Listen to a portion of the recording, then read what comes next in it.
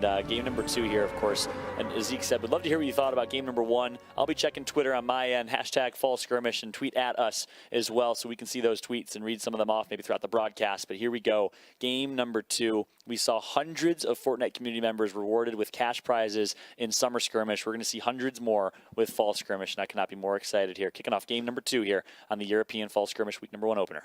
Man, oh man, again, we're going back to this overhead view, the eye in the sky. Hopefully a lot of these people thank their battle bus driver. You need to do that. It's exactly. He works day in and day out, so definitely thank the bus driver. But I mean, look at this. We see people kind of breaking off. We saw some people landing what looked like toward Dusty Divot, and it's a lot of players are making their way over to the west half of the map. Some have even touched down. Marijuana and Incline here at Lucky landing. It looks like there is only one other team here. Wow. So it was Severin that went down early. We saw him make it to the late game last time around. This time won't be so lucky. They're all going to drop in the multi-flat apartments. Finney, really excited to see what he can do. Back over to Micah. We saw him last game. I mean, he racked up eliminations like crazy. And as you can see here, he's trying to make his way over to Duncan. He's got one elimination already under his belt. So I'm assuming he's taken down Duncan's teammate. Oh, missed shot. Opportunity there from Duncan. He's going to get tagged up pretty weak here. Micah going to take out Duncan, who, in my opinion there, Zeke, had the advantage in the fight. Goes to show how strong of a player Micah is in that scenario. Still able to come out on top with the support of Roby. That duo continues to perform here in the early game. They love this drop over towards Risky Reels, and I'm loving what I'm seeing out of this Vitality duo. Is what that Tilted Tower duo can do in that area of the map. Meanwhile, you see other areas of the map here. It can be Roby and Micah picking up some resources as early as possible here before they're gearing up for a rotation over towards Tomato Temple. But keep in mind, they're in the circle in a big fight over towards Dusty Divot. Looks like it's going to be City Driver that does have high ground. He's editing low now, but a big fight's about to ensue. He's fighting the likes of Carnifex and Ukes. Ukes, I mean, this guy is a Summer Skirmish all-star. We saw him all Summer Skirmish long. You'll love to see him. He always rocks the same skin with the wings. And now he's trying to take him down. Oh, but in a 2v1 situation, Ghost Isa drops super low. He almost managed to down Isa in the process. Man, oh man. And again, this is not too far away from the Vitality team we saw. I mean, things are heating up here. Yep, that's for sure. Moving our way over to ONF Evil. He has high ground right now. So he's going to take a nice chunk of fall damage there. So slight misplay, but it's actually airwalks, the Team Liquid squad. And I think it brings out the best in a lot of players. It also adds a different element to the game where you have bait and switch opportunities. There's a variety of teamwork that's added. So I love the addition of duos here in Fall Skirmish. And look at this. Nothing but stink bombs for airwalks. He damaged up quite significantly. Grenades. He's already looked like he's dropped a little bit, just a quarter of his health, which isn't too bad, all things considered. But now he's in a situation. He's in a 1v2. And look at this. A really great stink bomb there. But now he's in the face of High Styled. And High Style says, not today, Airwalks. I'm going to shut you down, my friend. Yeah, and I like how he played that. I think it was the member of Solar there that was expecting him to drop, but he actually had a nice clean edit that allowed him to get a nice surprising elimination there. So well played right there. And it looks like now a big fight going down. It's going to be the Vic in a fight against Markod in this one. I mean, again, we've seen both of these players compete during Summer Skirmish series, and now they are facing off. And look, someone else joins the fray. Someone else was trying to vulture these eliminations. It's Gabby TV. Now, look, Vic's trying to close in. He's trying to secure this to make sure he can get the points for it. There you go. Him and his teammate. There you go. So they now have an additional. He has 3 eliminations under his belt. If his teammate has even just 1, they've got a point on the board. This is crazy. And again, don't forget with this spectator client, taking a look at the top right of the minimap, we give you more information. So now you can take a look at all the little triangles. Those are other teams. So not only can you say, all right, well, they've made a lot of noise, but you can actually look up the top right and say, hey, look, these are the triangles. They're closing in. They've heard it. They want something. First, just make a misstep or take a shot, and then very quickly you could start zeroing in on people. So taking a look at this replay, Makey TV. Now, do you think the meta has shifted a little since we've moved? We vaulted the drum gun, and then, like you're saying, we introduced the double barrel, and there is on top of that different types of double barrels. We also have seen changes to the SMGs. We saw now they don't have first shot accuracy. We've seen a reduction in clip size. Do you think that that's shifted the meta a little bit? Do you think we're seeing people come back to the shotgun, or you think there's kind of like there's still diversity? It's like some people still opt to go close range with the shotgun, some people like to go mid range with the SMGs. What do you think? Yeah, it's added diversity. I think you're exactly right. Whereas everyone was kind of forced to play the SMG spam meta previously, especially with the drum gun in existence. Now you get to choose. If you want to use the shotgun, it's in a much better spot. Of course, the double barrel very, very strong in that conversation, but it does add variety, and it does add a nice little mixture to the bunch. I think, oh, look at this. Nice port of Fortress. That's a Fortress, baby. It is. And as you saw, he immediately has to disengage because now they own this entire space. They're able to hop up with those tires. And now Micro's here on the back foot. Look how damaged. He just has some bandages. Finally, you take out those bandages and use them. Wise decision here. And a nice, speaking of a fortress within a fortress here. Looks like the old Renaissance days as he's castled up here on top of the fortress and sitting upon his steed is in a pretty good position right now. Meanwhile, the Fnatic duo, Fnatic, of course, very reputable organization over on the European side of esports with a lot of history. These two at Nyx and Jurl have a big responsibility. They have, oh my gosh, so they have the shockwave grenades. And look, Jarl is trying to disengage right now. Man, but they punish him for that. They punish him for that. Now, here's the thing. The storm is starting to move. They need to disengage. And now, I mean, the fact that he's dropped them both pretty low means they're going to, if they're not fast, they're going to start taking storm damage. I mean, look at him. He's even kiting them back. The shockwave grenade sends him flying, but Jarl gets knocked with the rifle at 61 meters. Again, you love that about Fortnite. I know I keep deferring to it, but you just love to see the ability to outskill someone and lose a fight where you have a numbers disadvantage.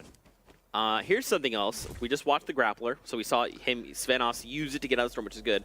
Something unbelievable is that Svenos has the thermal AR. We've seen Svenos is, I mean, he's just pinpoint accurate. Legend. If you give him this weapon, he's going to put it to work, and he's going to take down eliminations at range. I mean, I'm talking max range. Oh, wow. Jam side falls down and falls to their elimination. I was going to say their death, but I guess they didn't die just yet. Yeah.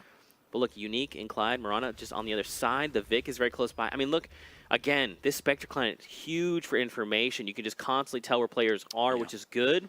And now what's interesting is no one got the knock or the down there. He knocked himself. So no one was really truly aware that he was down. That's why you have to be very, very attentive to the bottom left of your screen. If you see that that person got downed, you know someone's down somewhere on the map. Maybe you can hear it as well. You can take advantage and capitalize. But if you're not paying attention, you can miss an easy double elimination opportunity as the revive was being picked up right there. Cold turkey.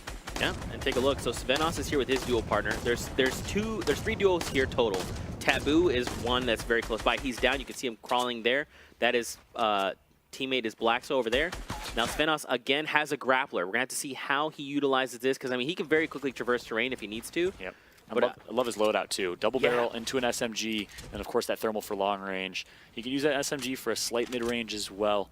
It's kind of well balanced at a distance right now. I just want to see a grappler into a point blank double barrel. That's what I want to see. A little boogie bomb action here. Svenos is dancing and having some fun, but it's not going to matter. He's going to pick up the elimination. Ooh. Nice job by Svenos, despite throwing in some dance moves, able to come out on top in that one. Our first boogie bomb action here. I feel like we should have like an alarm that goes off or something. Anytime there's a boogie bomb. Anytime there's a boogie, or maybe we have to dance. I don't know. We're gonna get creative here. We'll get creative. Yeah.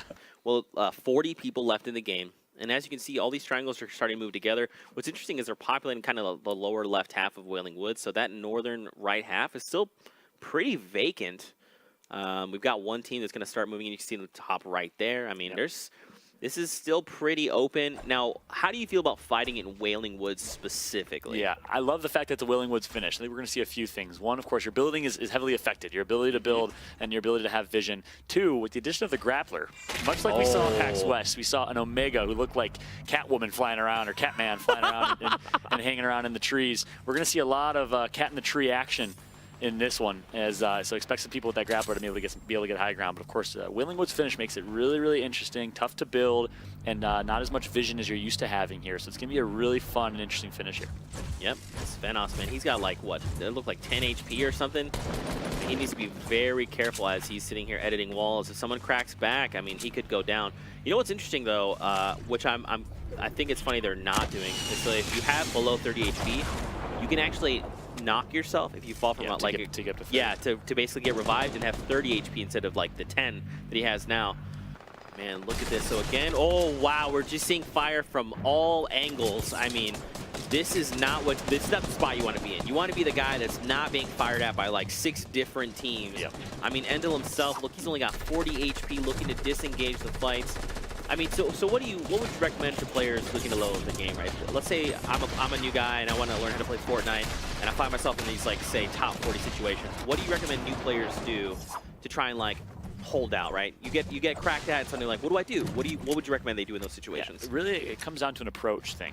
I think you need to play it 150%. It's so easy in a public match it's a public match, I'm just going to fly at them. No, play it like a tournament scenario. Play it real time, feel the pressure, feel the intensity, and play for the win every single time. Play 150% like you're competing yourself for a $10 million Fortnite fall skirmish pool. If you play like a pro, you'll end up getting to that point. It definitely helps you get there. Practice like a pro to try and be a pro.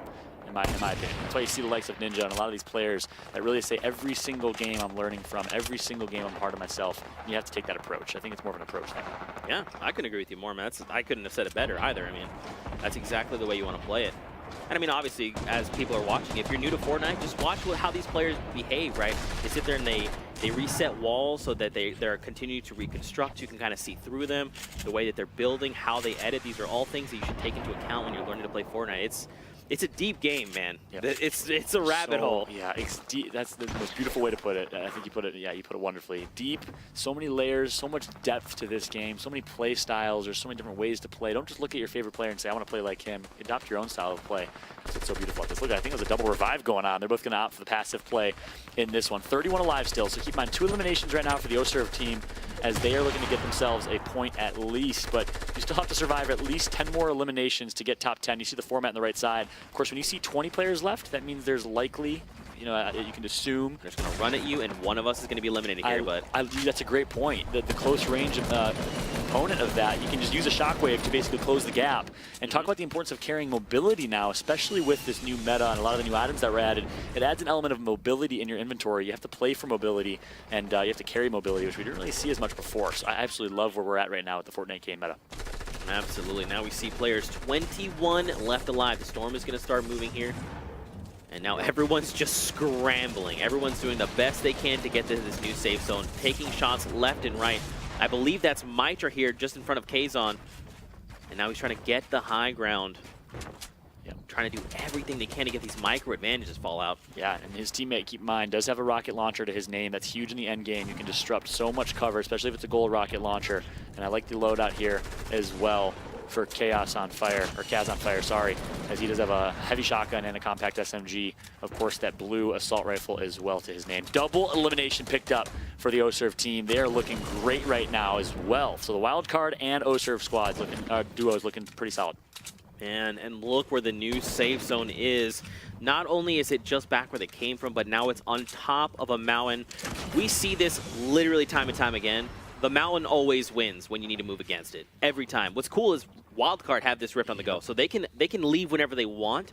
But don't forget, the rift, when it opens, it takes more than the space of a 1x1. So someone's even close by, even a little bit. If Wildcard pops, he moves 1 grid space closer, and that rift goes off, he's going with them. There you go. Okay, so like just the two of them. Just the two of them. That could have been dangerous. Now he's going to get high ground as well. That's huge from Alpha. Another rift. Take it. Why would you take it? They're going to do it. They're going to take it as well. So that's going to give them even more high ground here as they're just going to nice and slow. Let everyone else eliminate each other as you're just sitting with your umbrella watching the action go down. Look at all this building. What a brilliant view right now from Alpha. It's almost like 4th of July as he gets to see the fireworks go down below him. And now he wants some fireworks of his own. Going to push in, takes out one. Is Alpha with the double barrel, and that's 1 elimination for him. That is Pogsy going down. We're down to 9 players. I mean, that was beautiful. We saw them utilize the rift to go. They get high ground. They dive down on a player who then uses a rift, and they're like, cool, we'll just do this again. Thanks for giving us a little advantage here. And they come out on top because of it. And I love it. Just like that. 6 players left in this game. Look how quick things devolved there, as now it is going to be the wildcard Alpha in a great position with Big Dominate up top to just stay alive, play for the lead here, fortify up as much as possible, which they're doing exactly that. And they're in a good spot here. Let's see what their heals are like, though. We might see ourselves another heal off. This would have been Cowboys' favorite games to play in. Of course, Cowboy on the North American side loves those heal offs. Oh, Kaz on Fire eliminated the Storm. Again, we talked about it, man. If you try to face a mountain always wins. And a huge SSK drops him down. If he can find more rockets, did this player have more rockets? They did not. Wait, I think there was out in the Storm. He has a No way. GL and No way. The shockwave's gonna come in. It's not gonna break through the curve. That's not enough. He's in a world of hurt now. 10 HP. Needs to be careful. So now we have a 1 versus 1 versus 1. One person's low ground, one mid ground, and one high ground. And the grenade launchers are gonna be ripped here. Not gonna matter. Not gonna connect as those pyramids are gonna deflect. I mean, look, he also has 5 eliminations. Fallout. This is huge. He has 10 HP left. What do you do in this situation? He loses the heal off. He needs to fight, needs to play for aggression here. You have no heals, Oh. and that's it. It's going to be Alpha that takes out the Elim from up top. Well played by Alpha, and look at him. A med kit and a campfire. Alpha has this all but wrapped up here, unless this last member can pull off a miracle. Now, ladies and gentlemen, if you don't know how heal off works, the only way you can activate a med kit is if you have less than 100 HP. You saw him wait for the storm to tick once, and then he started the heal. And now it's just textbook. Wildcard Alpha, just wait. Look, he even started the emote. He's like, hey, look, all right, I'm going to start the dance off because I already know. I'm confident in my decision. That's crazy. So we've seen 2 heal offs. Back, go, they dive on a player. And look at that, Wildcard Alpha. After everything is said and done, he starts the heal off. I love it. And I want to see when he starts dancing here. That's when he starts dancing. Look at that.